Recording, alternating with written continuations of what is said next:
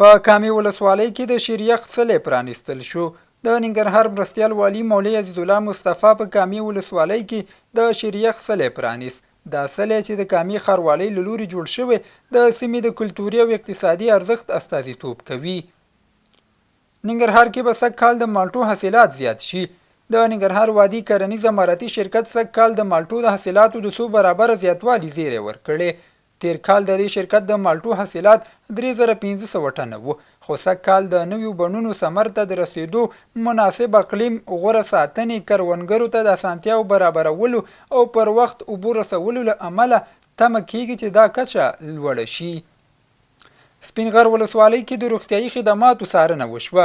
د ننګرهار عامې روغتیا رئیس مولوي امین الله شریف د یو شمېر مسؤلینو په ملتیا سپین غر ولسوالۍ ته د سفر په ترڅ کې د شډل او مامن روغتیايي مرکزونو کې روغتیايي خدمات وڅارل.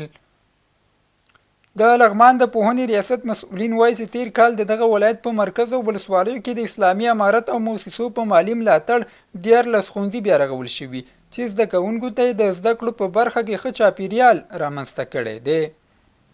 او د خوست ولایت په باک ولسوالۍ کې د 40 لوبډلو ترمنځ د هیواد زلمیو په نوم د ټینس بال کرکټ څلورم پړاو پیل شوې سیالۍ پای ته ورسېدې. یادې سیالۍ چې یوه میاشت وړاندې پیل شوې وي، پای لوبې ته د صحراوال زلمیو او نیکنام کلي ځوانانو لوبډلې لار موندلې وه.